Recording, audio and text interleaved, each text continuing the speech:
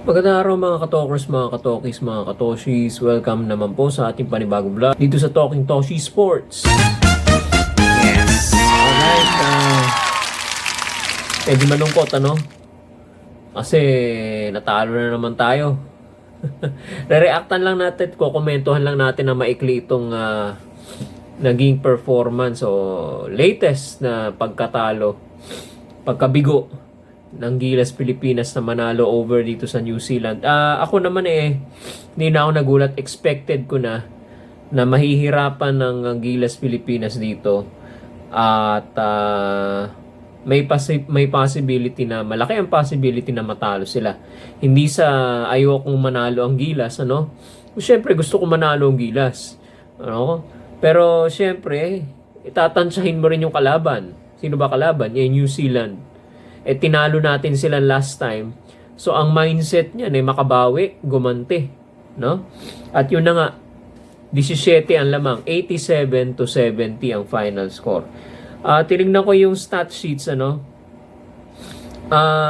Maganda sana yung laro Sa mga statistics, mga numbers, medyo pantay Mahabol No? Rebounds, hindi naman tayo out-rebounded. Sa assist, pareho lang. Turnovers, halos pareho lang din. Okay? Dito lang nagkatalo talaga. Dito lang talaga na malagwa, no? Sa 3-point shooting. Doon tayo nalugi talaga. Okay? Hindi na nagpapasok yung tira natin. Well-defended pa tayo sa 3-point area. So, double jeopardy yun, ano? So, paano ka pa makaka-score niya ng malaki kung defended well ka sa 3-point area, hindi ka pa, kung minsan open ka na, hindi pa pumapasok, may halong malas pa. Okay? So, yan ang naging kapalaran ng Gilas kanina sa New Zealand, ano? Second chance, sa defensive sa offensive rebounds, pagdating sa second chance points, mas malaki, offensive rebound pareho, halos. Tapos, magtataka ka, bakit mas maraming second chance points ang New Zealand kaysa sa Gilas? That's because of the second chance points na nakukuha nila hindi sa 2 points, kundi sa 3-point area. Maraming beses, mga kababayan. Kaya mas marami ang second chance points ng New Zealand kaysa sa atin. Pareho halos ng offensive rebounds Bakit ganoon? Mas marami silang points. Nakukuha nila yung second chance points nila sa 3-point area. Kaya ganoon. Okay? So, free throw rin. Ayan na naman yung free throw area natin. Ano? Okay? So, hindi rin masyado maganda. Okay? I think 60% lang. Ano? Okay. Now, kudos, okay? Give credit where credit is due, no? Good performance in terms of plucking rebounds, okay? Plucking down rebounds. Etong si AJ Edu with 15 rebounds. Wow. Okay? At medyo na-defend nilang maigi to si Justin Brownlee, ano? Hindi nakadiskarte si Justin Brownlee with only 10 points. So, siguro pinanood nila yung laro nila ni Justin Brownlee sa laban sa Chinese Taipei, ano?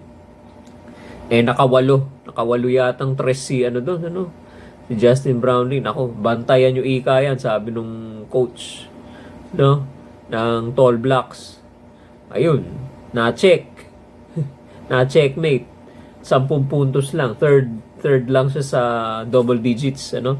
Ang top scorer natin si Chris Newsome, ano? Okay. Now, ganito. Na to? Water under the bridge. So, kalimutan na natin to. Wala. Talagang hindi tayo pinalad. Ang paghandaan na lang natin susunod is yung pagsabak natin sa FIBA Asia Cup na gagawin sa Saudi Arabia sa Jeddah. Okay? Sa August yan, ano? Alright. So, ako personal din na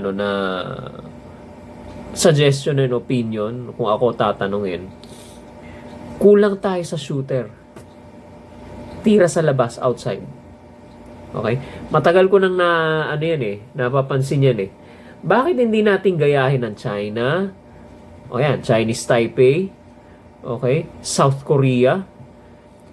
Tinatadtad nila ng players na shooter yung kanilang team. Okay? Kasi ang laro talaga kasi sa international is outside shooting.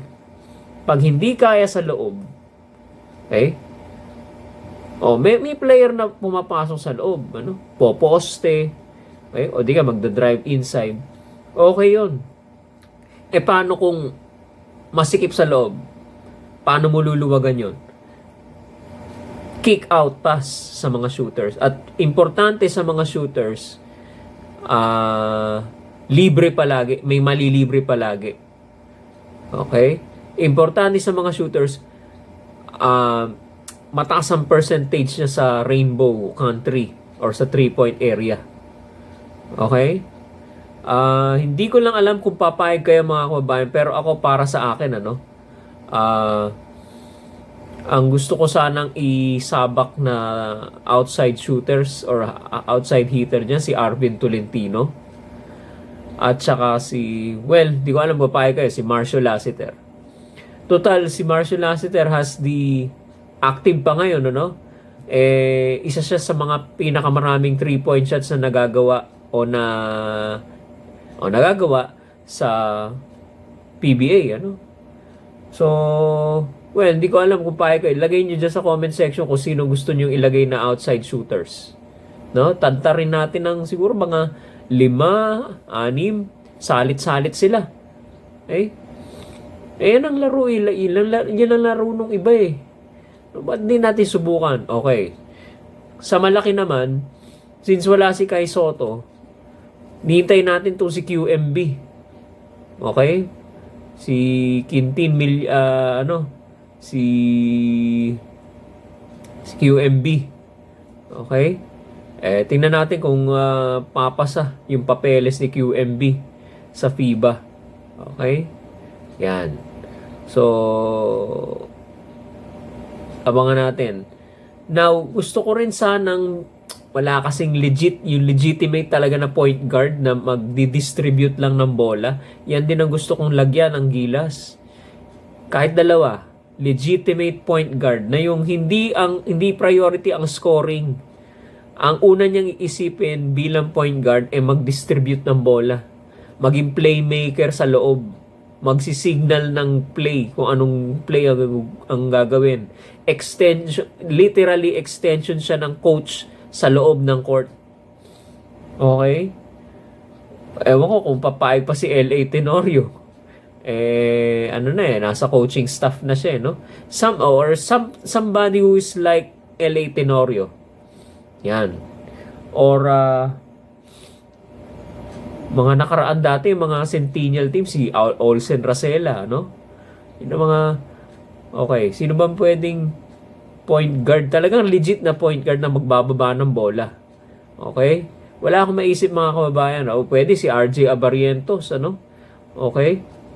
Pwede siguro, Okay, so, or sa outside the PBA, sino bang naiisip nyo mga kababayan? Lagay nyo dyan sa comment section natin. Okay? So, kailangan natin ng shooters, big men, dahil wala nga si Kai Soto, na mag-a-attract ng defense, na threat sa loob, para pagka nag-double team, kinuyog siya sa loob, pasa sa labas. Okay? At saka legit point guard talaga, na ang priority ay mag-distribute ng bola at hindi umiscore. Hindi points guard. Point guard talaga. Okay? Yan sana ang ma-incorporate, ma-integrate sa Gilas pool sa pagsabak natin sa FIBA Asia Cup. And I think it will spell a difference kapag ipinasok niya yung mga yan. Shooters, legit point guard, at saka yung isang big man na papalit kay Kai Soto. Alright? So, ayan. Mga kababayan, salamat po sa inyong pagtutok dito sa Talking Toshi TV. Sa mga bagong pasok, wag po kayo mahihiyang mag-subscribe sa ating YouTube channel, Talking Toshi Sports, at paki-like and follow na rin po ninyo ang ating Facebook page na Talking Toshi TV. Yan po ang pinaka-umbrella ng Talking Toshi Sports, mga kababayan. Hanggang dito na lamang po ang ating vlog tungkol dito sa Gilas, Pilipinas. Hanggang sa muli po, paalam at magandang araw po sa inyong lahat.